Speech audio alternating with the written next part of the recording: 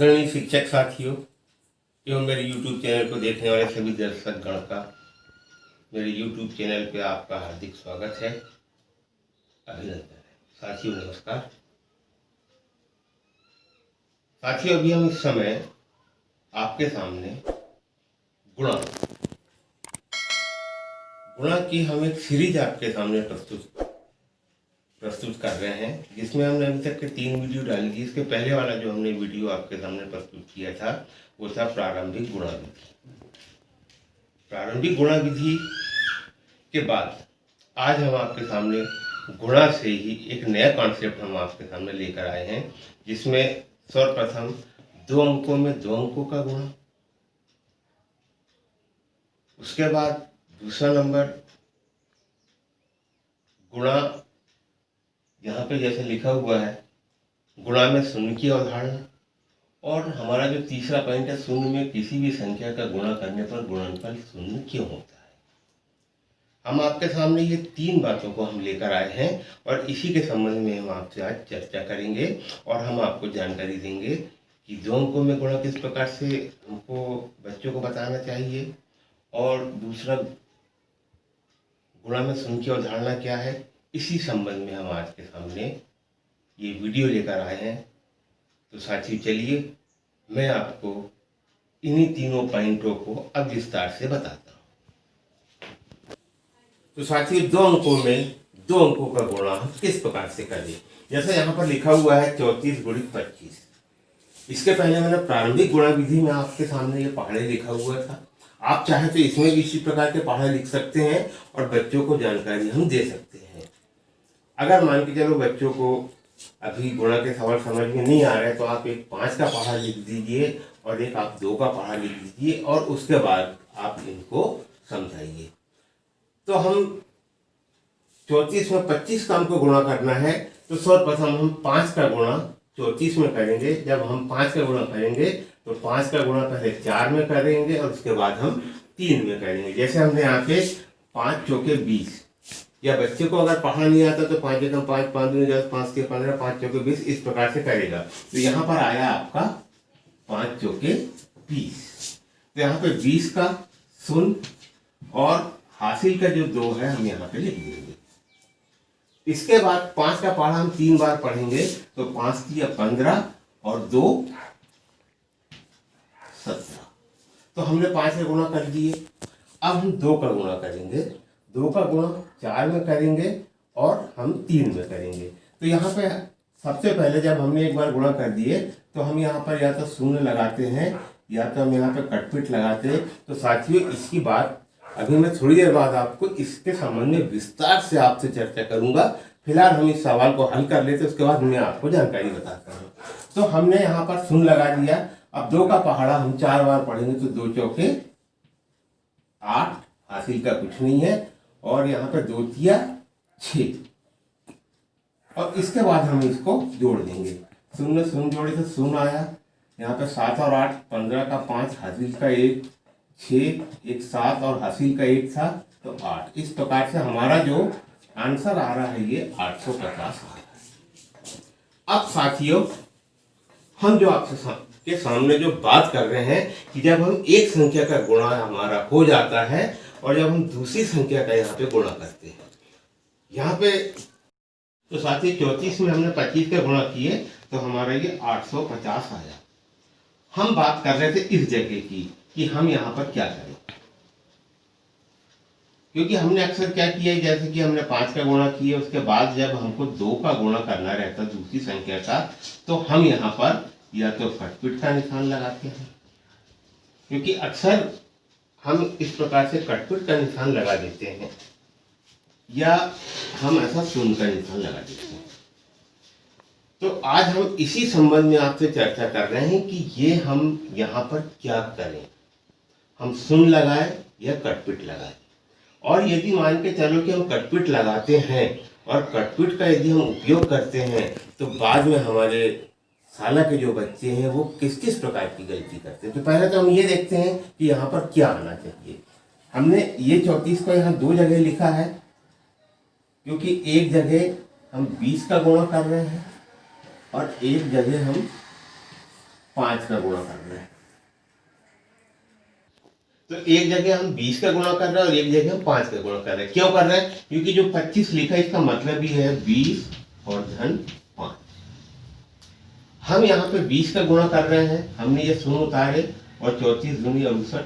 यदि हम 20 का गुणा करते तो हमारे 680 आता है और 34 में हम 5 का गुणा करते तो 5 के 20, हासिल कर 2, 5 के 15 और 2 17। इस प्रकार का ये आता है।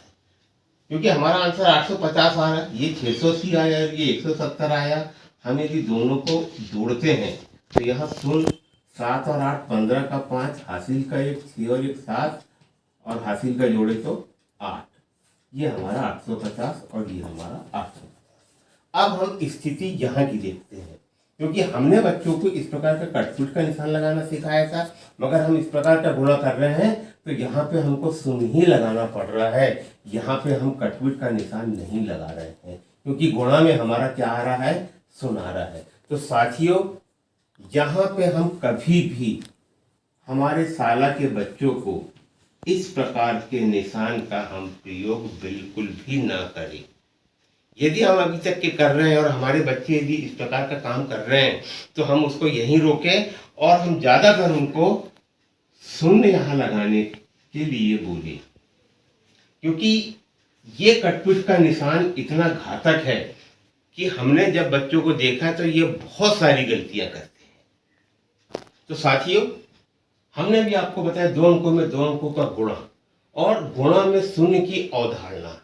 हम बात कर रहे हैं कि गुणा में शून्य की अवधारणा, और शून्य की अवधारणा हम इसी संबंध में हम बात कर रहे हैं कि शून्य का हमको क्या उपयोग करना चाहिए। हम बहुत सारी जगह पे कटपुट के निशान का प्रयोग करते हैं। आज आप जितने लोग भी इस वीडियो को देख रहे हैं तो साथियों, हम इस कटपुट के निशान को एकदम हम बंद कर दें। क्योंकि गणित में मान के चलो मैं यहाँ पे एक संख्या लिख रहा हूँ 5, और 5 में यदि हम कटपुट को जोड़े तो क्या ऐसा कभी हुआ है कि ये जोड़ा है आपस में? जैसे हम यहाँ पे अगर हम जोड़ने की बात करें तो अगर हम इसको ऐसा करेंगे तो ये अंक हो गया और ये एक निशान हो गया, तो हमको ऐसा करना पड़ेगा। या मान के चलो ये x है तो 5 और इसको हम जोड़े तो इस प्रकार का हो रहा है। तो साथियों, यहाँ पे हम कभी भी कटपुट का निशान ना लगाएं। हम 2-3 उदाहरण आपके सामने रखे हुए हैं और हम इस कटपुट का जो हम निशान जो लगाते हैं इस प्रकार का, इसका बच्चे किस किस जगह पे दुरुपयोग कर रहे हैं और वो हमको देखने को मिल रहा है। जैसे मान के चलो 128 में से 128 घटाना है तो वो इस प्रकार से कर देते हैं। अगर मान के चलो कि कोई प्रश्न आया कि 128 में से 128 घटाओ और बताइए कि शेषफल कितना बचा। यहाँ पे यदि हम शेषफल कितना बचा की यदि हम बात करें तो इस जगह पे हमें क्या लिखना चाहिए? क्या ये लिखना चाहिए या हमको शून्य लिखना चाहिए? हम ऐसी जगह पे जो एक जगह हम जो गलती कर बच्चे लोग करते हैं कटपुट का निशान लगा के, वो कई जगह पे इस प्रकार की गलती होती है। ये हमारा पहला एग्जाम्पल हुआ।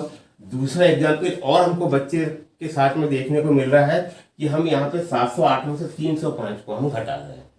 जैसे यहाँ पे हमने 8 में से 5 घटाए तो ये 3 आया, और जब बच्चे गलती करते तो शून्य में तो शून्य गए तो इस प्रकार का निशान लगा देते हैं, और 7 में से 3 गया 4। यही गलती यहाँ पर भी करते, 4 और 3 7, 0 और 0 है तो कटपुट, 2 और 1 3। हमको बच्चे की कॉपी में जब हम उनको सवाल बताते हैं तो इस प्रकार की स्थितियां भी हमको देखने को मिलती है। और ये क्यों मिलती है? क्योंकि हमने घटाने में या किसी भी चीज़ में जो इस प्रकार का जो हम प्रयोग करते हैं, और यही प्रयोग हमारे लिए खतरनाक है। क्योंकि किसी भी संख्या में, चाहे किसी संख्या को जोड़े, चाहे हम घटाए, चाहे कुछ भी करें, हमको जो प्रतिफल मिलना है वो अंकों में ही मिलना है। अंकों के अलावा किसी भी चीज़ में नहीं मिलना है। क्योंकि प्राकृत संख्या पूर्ण संख्या में जो शून्य का उपयोग किया जा रहा है, ये शून्य का उपयोग इन्हीं जगहों के लिए है जहाँ पे कोई भी चीज़ शेष नहीं बचती। उस जगह पे हमको ये शून्य का प्रयोग करना आवश्यक है। तो साथियों, हम जब भी हम बच्चों को जोड़, घटाना, गुणा, भाग इस प्रकार की हम जानकारी दें तो शून्य की स्थिति को जरूर हम बताएं। जैसे यहाँ 12 में हमको 4 का भाग देना है तो इसमें भी वही स्थिति बनती है। हम 4 का भाग दिए, 4 दिया 12, और जल्दबाजी में हम ये कर देते हैं। अगर मान के चलो इसमें ही हमसे पूछा जाए कि 12 में 4 का भाग दो और भागफल और शेषफल कितना है बताओ, तो हम क्या लिखेंगे? भागफल 3, शेषफल कट-पिट। ऐसी जगह पे हम बच्चों को बिल्कुल ये ना लगाने दें, बल्कि उनको शून्य की ही अवधारणा को समझाए और हर जगह शून्य लगाए। तो आज हमने आपको 2 अंकों में 2 अंकों का गुणा और गुण में शून्य की अवधारणा, गुणा में शून्य की अवधारणा, घटाने में, जोड़ने में और भाग में हमने सभी चीजों को आपको बताया कि कटपिट हमारे लिए कितना घातक है और हमारे बच्चों के लिए कितना घातक है। अब हम आपसे तीसरी बात करें, गुणा में शून्य की अवधारणा, और अब हम देखेंगे शून्य में किसी भी संख्या का गुणा करने पर गुणनफल शून्य क्यों होता है। क्योंकि हमने अभी तक के देखा है कि गुणनफल हमेशा अधिक होता है, मगर यहाँ पे बात आ रही है कि किसी भी संख्या में शून्य का गुणा करने पर या शून्य में किसी संख्या का गुणा करने पर गुणनफल शून्य क्यों होता है, हम इस संबंध में बात करेंगे। तो साथियों, इसके पहले भी मैंने आपको गुणा का कुछ वीडियो डाला हूँ जिसमें हमने गुणा की अवधारणा की बात किए थे। और हमारी गुणा की अवधारणा क्या है? हमारी गुणा की अवधारणा है, हमारी गुणा की परिभाषा है, उसका जो अर्थ है वो ये है कि किसी भी संख्या में उसी संख्या को बार बार जोड़ने की क्रिया को हम गुणा कहते हैं। जो हमारी अवधारणा है कि किसी भी संख्या को उसी में बार बार जोड़ने पे जो प्रतिफल प्राप्त होता है उसको हम गुणा कहते हैं। तो हम यहाँ एक एग्जाम्पल के द्वारा समझते हैं। मान के चलो कि हम शून्य में हम 5 का गुणा करें, इसका मतलब होता है शून्य गुना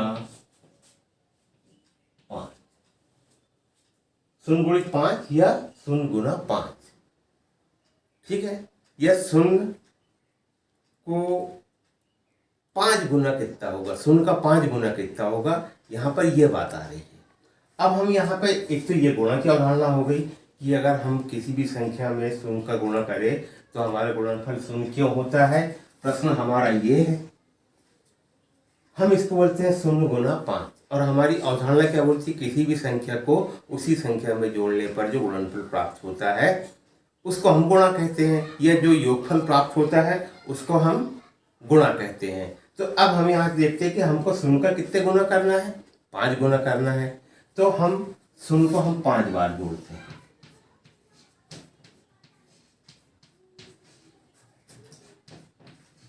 1 2 3 4 5 हमारी अवधारणा और हमारी परिभाषा इसी बात को बोलती है कि शून्य को हम 5 बार जोड़ेंगे तो हमारा आंसर क्या आएगा?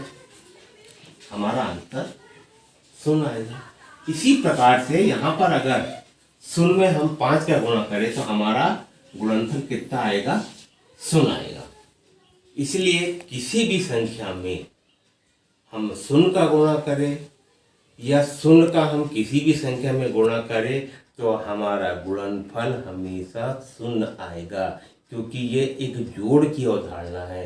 और जब हम जोड़ते हैं तो स्वाभाविक है कि इस प्रकार से उसका जो आंसर जो आएगा वो शून्य आएगा। तो साथियों, आज हमने आपको 3 चीज़ों की जानकारी दी। सबसे पहले 2 अंकों में 2 अंकों का गुणा, गुणा में शून्य की अवधारणा। साथियों, गुणा में शून्य की अवधारणा के बारे में फिर से मैं आपको एक बात बताना चाह रहा हूँ कि हमने सही में हमने खुद ने भी हमेशा गुणा में कटपुट का निशान लगाया है, क्योंकि हमारी 4 क्रिया होती है: गुणा, भाग, जोड़, घटाना। और हम एक गलती की खातिर ये सभी जगह पे हम कटपुट का निशान लगाते हैं। तो साथियों, हम आपसे बार बार आग्रह करते हैं कि हम अपनी शाला में जाएं और ये जिस प्रकार से हम ये कटपुट का निशान जो लगा रहे हैं हम इसको एकदम बंद कर दें और वहाँ पे हम शून्य को लिखने की जानकारी हम बच्चों को दें। तो साथियों, अगर आप मेरी बात से सहमत हैं तो आप कमेंट्स बॉक्स में यस जरूर लिखना। यदि हम मान के चलो कि हम सभी शिक्षक मिलकर धीरे धीरे इस कटपुट के निशान को समाप्त करेंगे तो निश्चित बात है कि एक बार जो भी हम संक्रिया करेंगे उसका प्रतिफल कभी भी गुणा का ये कटपुट का जो निशान है ये कभी नहीं आएगा। हमको पूरी संक्रियाओं में यही बताने कि जब भी हम किसी भी चीज़ का जब आंसर निकालें यदि वो शून्य या तो शून्य आएगा या कोई उसका जो संख्यात्मक जो उत्तर है वो आएगा। तो साथियों, हम आपके सामने गुणा की सीरीज की जानकारी हम दे रहे हैं और आज हमने आपको 3 चीज की जानकारी दी। अब इसके बाद आने वाले वीडियो में हम आपको गुणा की अन्य जानकारी देंगे। तो आज के लिए सिर्फ इतना ही। नमस्कार।